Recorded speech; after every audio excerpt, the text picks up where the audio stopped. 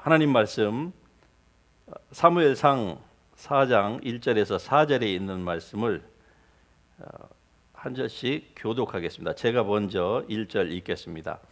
사무엘의 말이 온 이스라엘에 전파되니라. 이스라엘은 나가서 블레셋 사람들과 싸우려고 에베네셀 곁에 진 치고 블레셋 사람들은 아벡에 진 쳤더니 블레셋 사람들이 2절합니다.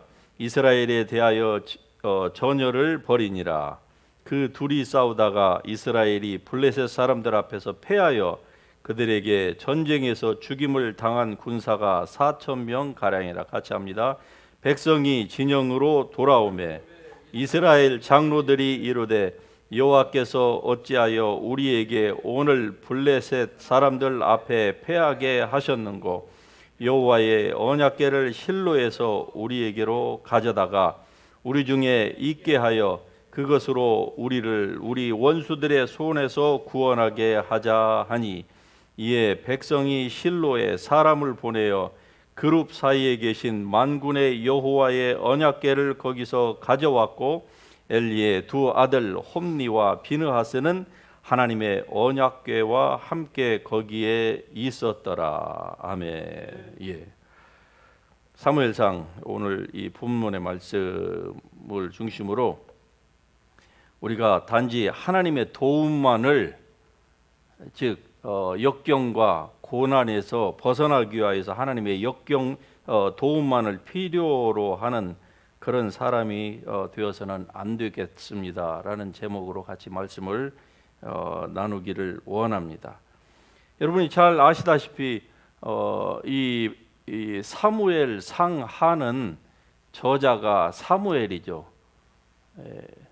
원래는 상하로 나눠진 게 아니고 그냥 사무엘서예요.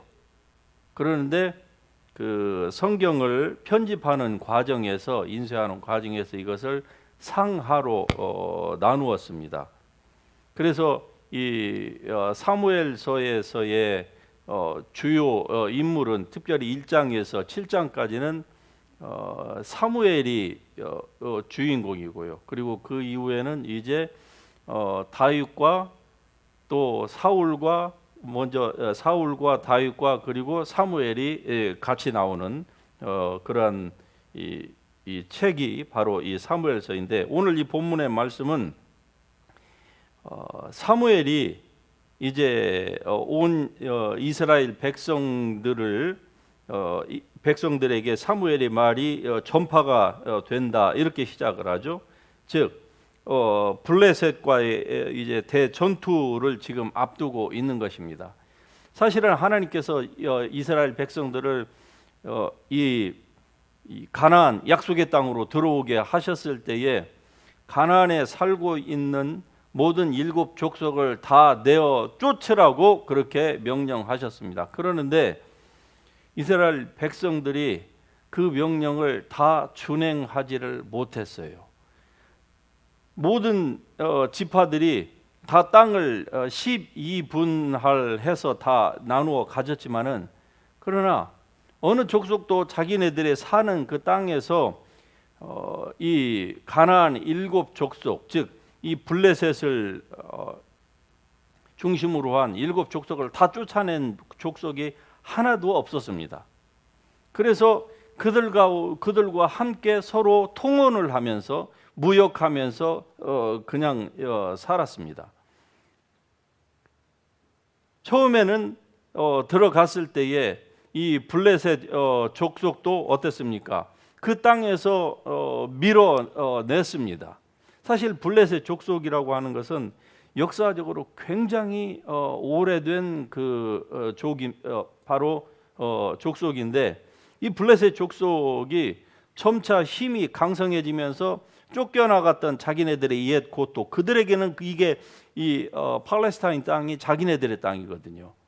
하나님께서 주시겠다고 아브라함이 약속하신 이후로 지금 그들의 입장에서 봐서는 외인들이 들어와서 자기네 땅을 점령한 거예요. 그러니까 언제든지 이 땅을 점령하기 위해서 그들은 아마 모든 국력을 다 동원하고 연합할 수 있는 모든 것들을 다 지혜를 다 동원해서 이 땅을 찾고서 그리고 이스라엘 족속들을 이 땅에서 다시 축출시키려고 했을 것입니다. 이러한 이제 상황 가운데서 사무엘의 말이 이스라엘에게 전파가 됩니다.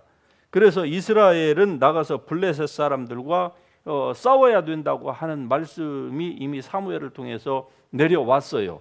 예. 그래서 사무엘이 명령한 것처럼 그들이 에베네셀 곁에 진을 치고 블레셋 사람들은 그 반대편에 이제 군인들을 다 진을 칩니다. 그래서 서로 이제 싸우는데, 그런데 어찌된 일인지 이스라엘이 블레셋 사람들 앞에서 패합니다. 그리고 거기에서 그날에 죽은 이스라엘 군인들이 약 3,000명이 죽어요. 이러자 이스라엘 백성들이 간담이 서늘해집니다. 어떻게 된 일이냐? 그래서 그들이 백성들이 이제 다 진영으로 돌아왔고 이스라엘의 그 종교 지도자들이 모여가지고 여호와께서 어찌하여 우리에게 이러한 비극을 안겨 주셨는고 왜 그럴까? 그들이 논의를 한 결과 이 전쟁에서 이기려면은 우리가 여호와의 언약궤를 저 실로에서부터, 실로는 바로 그 제사장 엘리가 있는 곳입니다. 제사장 엘리는 이 사사 시대의 마지막 그 사사였던 이 사무엘 바로 이전에 있었던 그 제사장인데, 그 제사장이 있는 곳에 이제 바로 이 하나님의 언약궤가 있었어요. 언약궤는 하나님의 임재의 상징이었습니다. 그리고 그곳에서 온 이스라엘을 위해서 비록 아직 왕정 시대에 들어가지는 않았어요. 하지만은 거기에서 하나님께 제사를 드렸고, 그리고 하나님으로부터 그 명령을 받아서 제사장은 백성들에게 전달을 하고 그러한 시대였는데, 엘리 제사장은 왠지 영안이 어두웠어요. 출발은 괜찮았는데 성령으로 시작했다가 그의 말년은 완전히 육체로 인생을 마감했던 아주 대표적인 크리스찬입니다. 여러분, 우리는 절대로 성령으로 시작했다가 육체로 마치는 그런 삶을 살아서는 안 될 줄로 믿습니다. 수많은 사람들이 이 팬데믹을 지나면서 육체로 자기의 인생을 마치려고 하는 이 그리스도인들이 많아요. 그러는데 정말 더 안타까운 사실은 자기가 육체로 신앙을 마감하고 인생을 마치려고 한다고 하는 그 컨셉조차도 없어요. 왜? 마귀에게 속았기 때문에 그래요. 자기 육신의 편한 소리를 듣다 보니까 이게 그냥 편해진 겁니다. 바로 엘리는 그래서는 절대로 안 되는 제사장이었음에도 불구하고 그가 여호와의 언약궤를 바로 앞에 모시고 있으면서도 불구하고 그는 그런 타락된 삶을 살았던 것입니다. 잘 알다시피 홈리와 비나스, 오늘 본문에도 등장을 합니다마는 그 두 아들, 제사장직은 대물림이 되거든요. 대물림을 하라고 하나님께서 명령하셨어요. 선지자는 대물림을 안 씁니다. 그래서 오늘날 목사는 직으로 말하자면 제사장이 아니고 선지자직에 가까운 하나님께서 교회 안에 세우신 직분 중에 하나예요. 그렇기 때문에 목사직은 대물림을 안 하는 것이죠. 자, 이런 상황 가운데에서 왜 백성들의 그 패한 그 원인을 장로들이 여호와의 언약궤가 우리와 함께 있지 않아서 그랬다라고 그들이 결의를 하고서 결국 여호와의 언약궤를 실로에서부터 이제 그 에베네셀로 가져다가 자기 중에 있게 하여서 그 여호와의 언약궤로 말미암아서 승리를 쟁취하자고 하는 그들 가운데의 합의, 도출이 이루어졌던 것입니다. 그래서 이제 여호와의 언약궤를 모시고 오지요.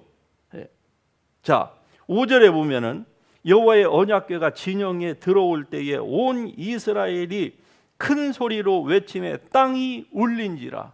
얼마나 백성들이 환호성을 올리고 큰 소리로 환호성을 질렀으면은 땅이 진동할 만큼, 마치 반대 진영에 있던 그 필리스타인 그 군대들이 지진이 일어난 것처럼 그렇게 느낄 정도로 아주 대단한 큰 소란이 이쪽 그 이스라엘 진영 가운데에서 일어났던 것입니다. 그로 말미암아서 이제 블레셋 군인들이 어떻습니까? 그들이 아주 혼비백산하기 일보 직전인 거예요. 아니 도대체 이런 일들이 왜 이렇게 일어나는가? 그들이 이런 생각을 합니다. 블레셋 사람이 그 외치는 소리를 듣고 이르되 히브리 진영에서 큰 소리로 외침은 어찌 됨이냐 하다가 여호와의 괴가 진영에 들어온 줄을 그들이 깨달으니라. 즉 이쪽 진영에 이미 그들이 스파이를 심어놔서 다 듣고 있는 거예요. 그래서 블레셋 사람이 두려워하여 이르되 신이 진영에 이르렀도다 하고 이제는 우리에게 화로다. 전에는 이런 일이 없었다. 무슨 말입니까? 이전에는 이스라엘 백성들이 이 블레셋과 전쟁을 할 때에 그들이 그 전에는 하나님의 언약궤를 가지고 나온 적이 전에는 한 번도 없었습니다. 그냥 하나님의 언약궤 앞에서 그들이 기도했고 하나님의 인도하심을 구하고 하나님께서 주시는 그 디렉션대로, 즉 지도자가 하나님의 인도하심 하에서 있는 그러한 신령한 지도자였으면은 그대로 인도하심대로 비록 병력이 약할지라도 전쟁을 하면은 이스라엘이 그때마다 기적적으로 다 이겼습니다. 그렇기 때문에 언약궤를 가져올 필요가 없었어요.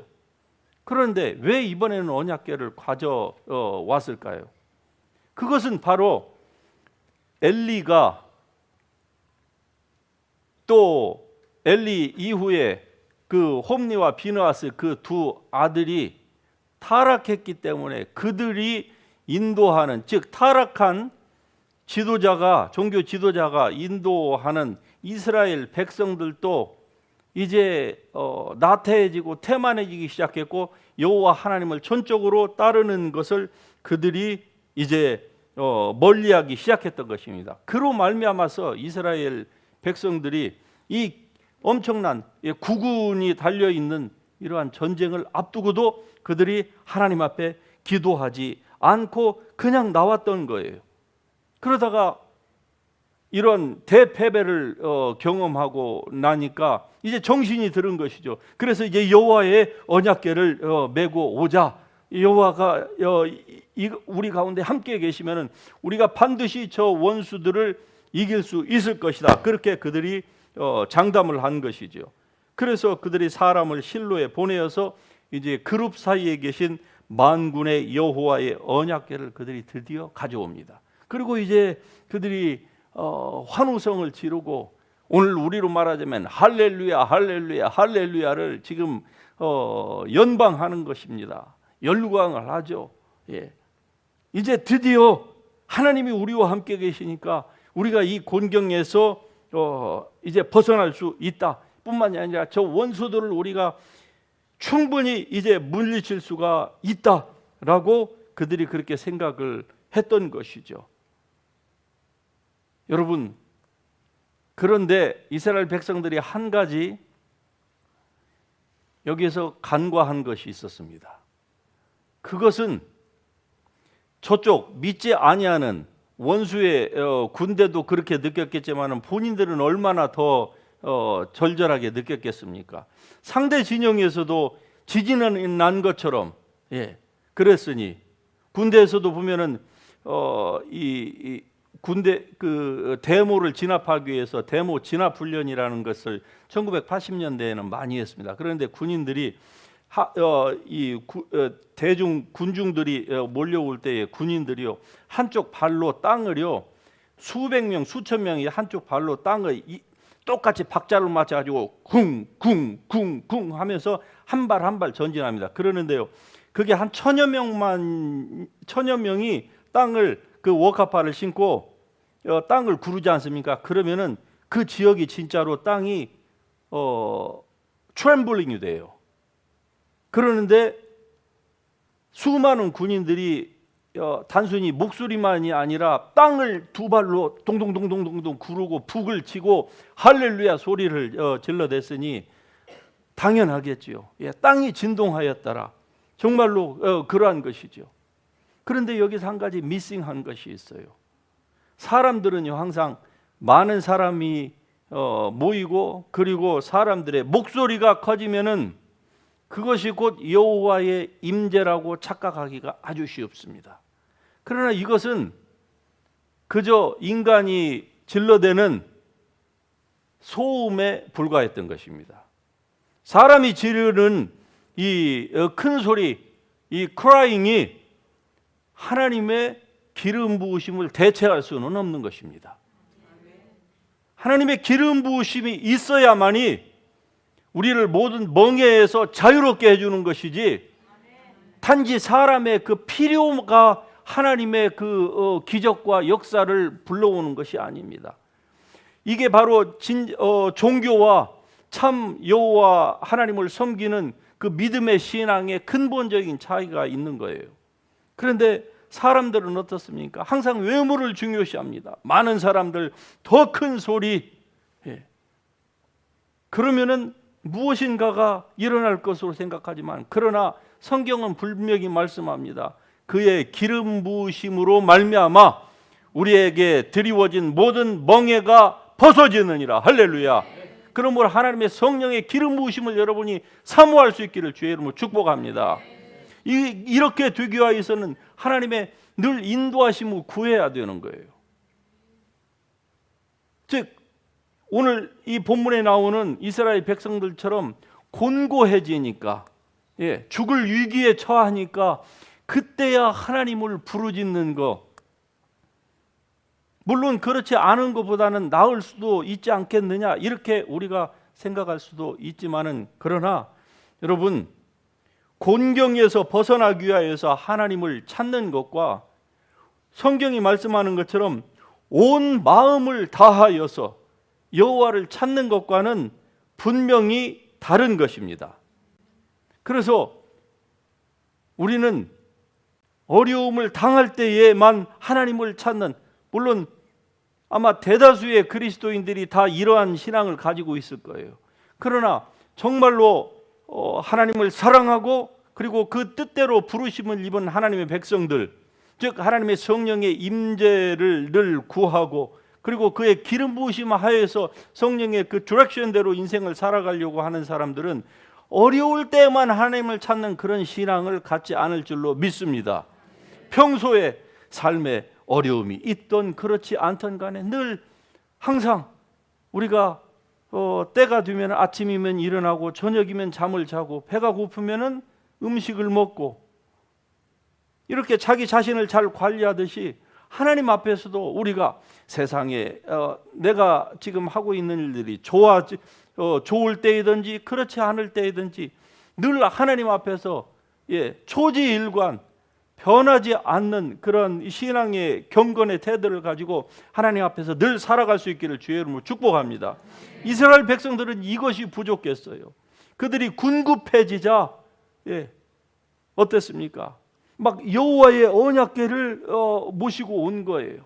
그러면은 뭐가 될 줄 알고, 이게 뭡니까? 이게 종교적인 마인드를 가진 이 크리스천들이 항상 행하는 바입니다.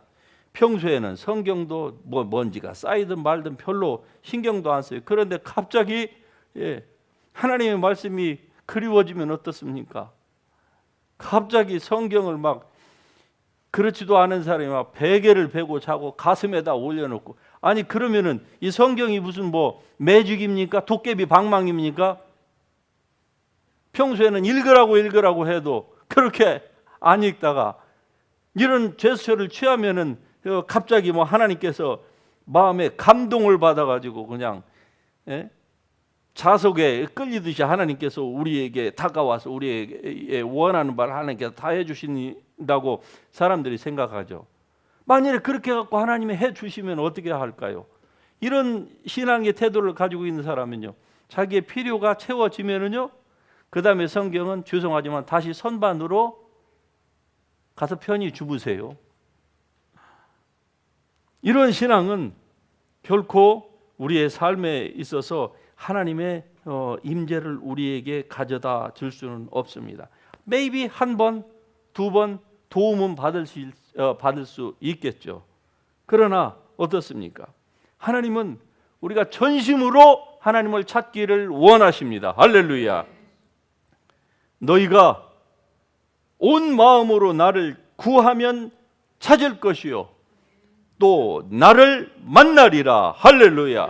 예. With all your heart you seek me and you will find me. 할렐루야.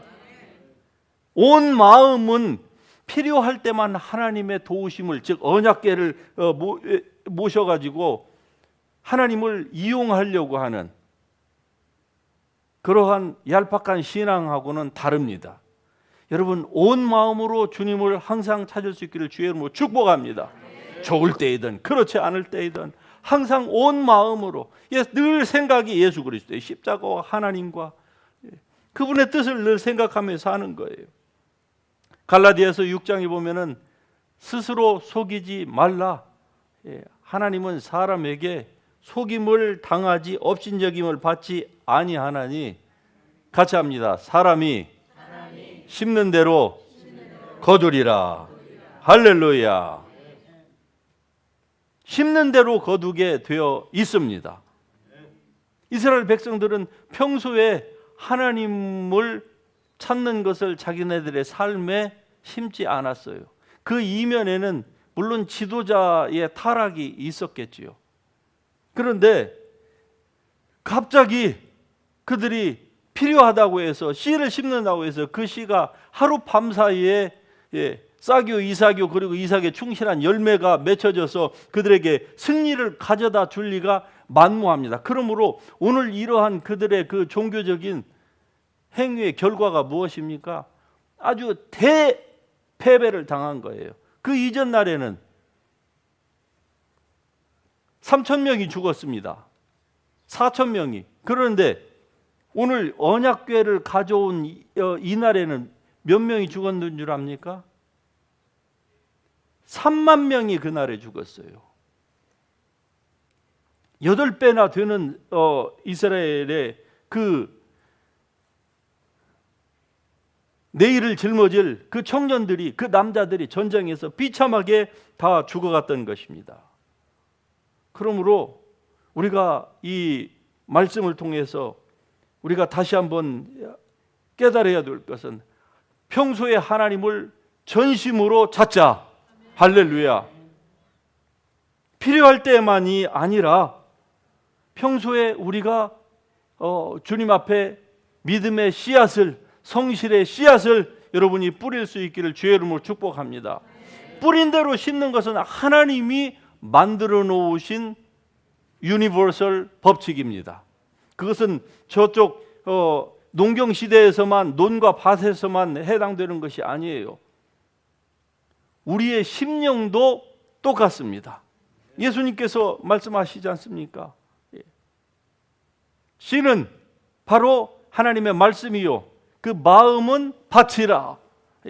저 논에 있는 그 밭이나 우리 마음의 밭이나 무엇을 심든지 심는 대로 그대로 거두게 되어 있습니다.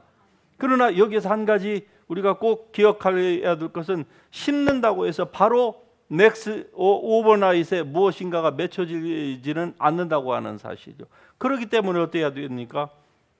하나님의 그 때에 하나님께서 우리에게 주신 그 지혜를 다 동원을 하여서 하나님의 그 때에 심어야 될 때에 심는 것입니다.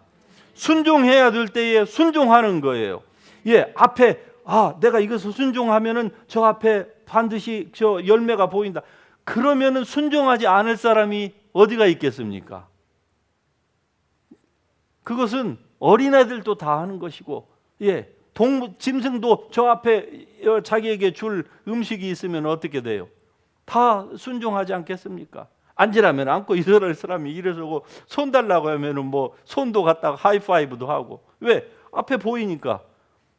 그러나 하나님은 우리의 믿음을 요구할 때에 그렇게 무엇인가를 눈에 보여주지 않습니다.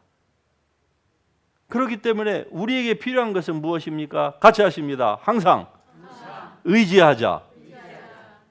하나님을 항상 믿음으로 의지하는 것입니다. 믿음이 없이 하나님을 기쁘시게 할 수 없기 때문에 믿음으로 항상 주님께 의존하는 거예요. 믿음의 주요 온전케 하시는 이는 예수를 바라보자. 예수님, 그분은 우리의 믿음을 완전케 하실 수 있는 분. 그렇기 때문에 늘 예수님만을 바라보는 것입니다. 즉 주님의 말씀을 우리가 생각하는 거예요. 단순히 성경만 읽지 말고 하나님의 말씀을 분별을 해야만 합니다. 진짜 이 말씀이 무엇을 의미하는지, 여러분 성경을 읽을 때에 항상 옛 언약과 새 언약이 있다고 하는 그 사실을 우리가 놓쳐서는 안 됩니다. 왜 그냥 언약이라고 했으면 참 좋았을 텐데 왜 옛 언약과 왜 새 언약을 말씀하셨을까? 그것은 바로 예수 그리스도 때문에 그런 거 아니겠습니까? 그런데 이 언약을 구분을 하지를 못하니까 옛 언약과 새 언약을 다 섞어요. 그러면 예수님께서 말씀하신 것처럼 새 술은 새 부대에 담아야 둘 다 보존이 되는 것인데 새 술을 옛 부대에 담으니까, 즉 새 언약된 백성이 그렇게 생각지 말아야 되는 것을 옛 언약의 방식으로 생각을 해서 거기에다가 담아 놓으니까 어때요? 둘 다 터져서 나중에는 둘 다 못 쓰게 된다. 무슨 말씀입니까? 우리의 삶 가운데서 하나님의 역사를 자기가 실제로 우리가 기대하는 것만큼 경험하지를 못하고 살아간다 이 말이에요. 둘 다 못 쓰게 되니까. 그래서 하나님의 말씀을 여러분이 반드시 잘 구분할 수 있기를 주의 이름으로 축복합니다. 그러기 위해서는 주의 말씀을 주야로 묵상하는 것이 필요하고, 좋은 스피리추얼 멘토가 필요하고, 좋은 믿음의 공동체가 필요한 것입니다. 그냥 예배만 드리면 다 되는 것이 아니에요. 기왕이면 어떻습니까? 우리가 새 언약의 백성이기 때문에 새 언약의 백성다운 마인드를 가지고 사는 것이 중요합니다. 제가 의의 말씀을 깨닫기 시작하면서부터 한 가지에 저도 깜짝깜짝 놀라는 비밀이 있어요. 그것은 바로 하나님의 말씀을 새 언약과 옛 언약을 구분해서 의의 말씀을 받아들이기만 하는데 그게 별거 아닌 것 같은데 그 차이가 내 삶에 있어서 재정적으로, 정신적으로, 건강적으로 모든 부분에 있어서 아주 좋은 열매가 맺힌다는 사실이죠. 여러분도 그렇게 될 수 있길 주의 이름으로 축복합니다. 사람들이 열심히 신앙생활을 하는데 그러는데 뭡니까? 이걸 구분이 안 되니까 하나님께서 하나님으로부터 오는 복을 자기의 믿음이 잘못된 믿음이 그것을 가로막는 것입니다. 하나님이 누구를 덜 사랑해서가 아니에요. 자기의 믿음이 하나님께서 만들어 놓으신 법칙대로 움직여주지를 못하니까 하나님의 축복이 풀어지지를 않는 거예요. 그래서 여러분 주의 말씀을 잘 배울 수 있기를 주의 이름으로 축복합니다. 이스라엘 백성들처럼 그냥 필요할 때만 하나님을 끌어당기려고 그 앞에서 막 소리를 올리고 인간적으로 무엇인가를 막 해서 하나님의 보좌를 막 흔들면은 하나님께서 위에서 감동하셔가지고 우리에게 무엇인가를 줄 것이라고 하는 그 인간들의 착각. 하나님은 사람의 중심을 보십니다. 우리의 외모가 아니에요. 건물도 사람의 숫자도 우리의 목소리의 그 어마운트도 그 어떠한 것도 아닙니다. 그런 것에 의해서 하나님은 감동을 받지 않으세요.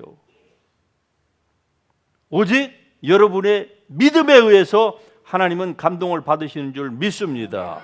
그 믿음이 무엇입니까? 하나님의 말씀을 따라 움직이는 거예요. 오늘 이스라엘 백성들이 실패했던 것처럼 우리는 다시는 실패하지 말아야 될 줄로 믿습니다.